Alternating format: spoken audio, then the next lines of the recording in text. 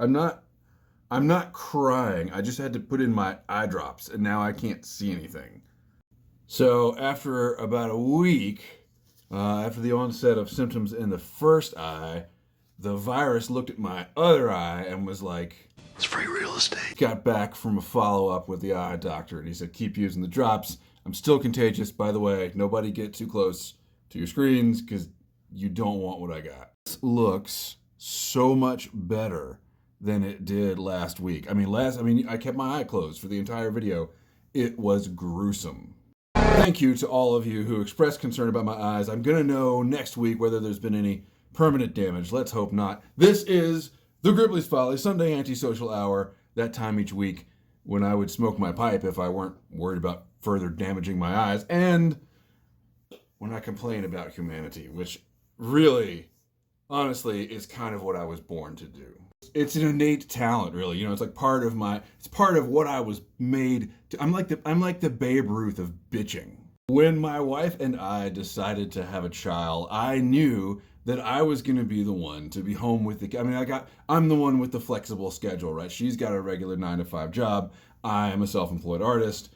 Ergo, I'm going to be staying home. But I never signed up. To become one of those housewives that gets really into true crime. You know, but when you're sick, right, and all you can do is lay there in bed with your eyes melting out of your face, and you got to have some kind of distraction, right? Nothing distracts like a murder mystery, and there is no murder mystery like a true murder mystery, and there is no true murder mystery like a true murder mystery that happened basically in my hometown. I was born and raised in a county 2 counties over from where this happened. So, though I don't know these people, I know these people.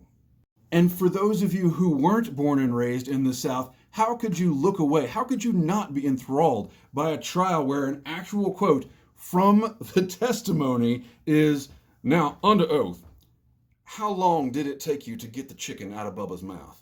I was talking to Beard on our comments recently and talking about the culture of the American South. And the thing about the American South is that it's basically feudalism, right? There are so in the United States we have states. I'm gonna explain this really carefully for people who maybe have more things to do with their lives than worry about the Murdaugh murders. But if you're not from here, we have states. And in the state of South Carolina, there are counties, as there are in every other state, except for Louisiana, which has parishes. And each of these counties basically is run by a generational political dynasty. Now that's stretching it a little bit. Obviously, in the more urban places, there's more political turnover, but it's very common in the rural South for these little tiny counties to become, they fall under the reign of a very prominent family. And as generations go on, that family gathers more political power and they cement it, and they basically run the county like a little North Korea all their own until they murder their entire families, and then they're on trial in Colleton County, South Carolina. Very prominent family of attorneys in South Carolina. The current paternal figure is named, this is tough. On paper, his name is Alex Murdaugh, but to pronounce it, because this is the South and everyone has bizarre pronunciations to their various other names, his name is Alec Murdaugh. Super rich, super powerful, super white, of course, and his whole family was like this perfect little Southern aristocracy, modern day. I mean, it's not even nouveau riche, right? Because his father and his grandfather, they've all been solicitors in the South Carolina Circuit Court. So super duper well-known, highly regarded lawyer. Until one night in 2019, his youngest son gets smashed, drives a boat into a bridge, and kills a girl. And this is all very sad, and there's big lawsuits, and there's criminal charges, and because the kid, of course, wasn't not legal to drink, and the mystery starts to swirl. One thing leads to another, and the kid and the mom are murdered. What? It's the kind of thing that gets totally swept under the rug every day in the South. Rich white kid makes some sort of big screw up. Other people pay the price, but they're a rich white kid. It's the South. Let's just not worry about it. But then someone shoots the rich white kid and his mom on their hunting estate way out in the boonies. Who could have done it? Nobody knows. It was probably someone who was pissed off about the boat crash, right? That is what Alec Murdaugh told the cops immediately on their arrival on the scene. But then things started to unravel a little bit. If John Barrand, right, who wrote Midnight in the Garden of Good and Evil, and Agatha Christie got together and had an affair and had an illicit love child who then dropped a bunch of acid, that kid could not write a better murder mystery than what has happened since then, which is that our hero, Alec Murdaugh, has been revealed to be not much of a hero at all. He stole almost $1 million from his own law firm. He has confessed to defrauding multiple clients and taking their settlement money. He has confessed to having a $50,000 a week drug habit. And then in September of 2021, he paid a guy named Cousin Eddie, whose name actually isn't Eddie, to shoot him in the head on the side of the road in Colleton County. So I can't set the stage any better than that. You are now up to speed. If you've never heard of this and you're interested in true crime and you have double viral conjunctivitis, this is a great way to waste a week. If you've been watching, if you've been paying attention, let's talk. So obviously he did it, right? Like obviously Alec Murdaugh is guilty of committing these murders. Anyone, I think, with half a brain who has ever studied anything true crime related is going to look at, I mean, when I first heard about it, I was like, yeah, you know, if multiple family members are dead, the one that found them is the killer. That's just everybody knows, everyone says it. The question is, can he be convicted? And I think, and just not being a lawyer, but having covered several trials in my time, I don't know. I don't know, because those of us who are reading the media, we have the benefit of narrative storytelling, right? So we can hear, you know, especially if you followed it over time, but even I, just tuning in the past week or so, and reading the analysis of the courtroom stuff, I'm getting it through. Even when you get it through reputable sources, they want to make an interesting article, right? They want you to click on their stuff. And so you get this narrative format of like, well, you know, we know the murder was done with family guns. And we know that Alec Murdaugh, even though he lied and said he wasn't, he actually was on the scene of the crime like 4 minutes before the murders took place. And so we get all this, but in the courtroom, they just hear, all right, Mr. So-and-so phone forensics expert, when did this phone turn on? Well, it turned on at 9:04 p.m. And was that the last time it turned on? Yes, it did. I rest your honor. So I'm concerned that a jury of 12 average people from Colleton County, South Carolina, is not gonna, like, they're not gonna be thinking about this the way that true crime enthusiasts think about these things. They're gonna be sitting there thinking, when can I go back to work? Why is this trial taking so long? And I think that is the concern, is that we're going to have another OJ or Casey Anthony case where everybody knows this person is guilty of what they're accused of, but the prosecution just can't sell it. The details are too esoteric or just plain boring to really make the case.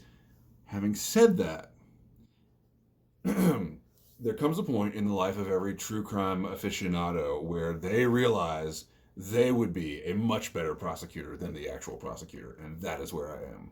Nobody gets more Monday morning quarterbacked than failed prosecutors, right? So if this thing ends up in acquittal or a mistrial, there's going to be a million people like me saying, why, on God's green earth, did you not bring up the fact that the shooter used mixed loads of buckshot and birdshot? For those who aren't familiar with the case already, the son was shot first. He was 20-something years old, I think early 20s, when this happened. And he was shot pretty much point blank, within a few feet, with a 3-inch Magnum load of double-aught buck. That was the first shot.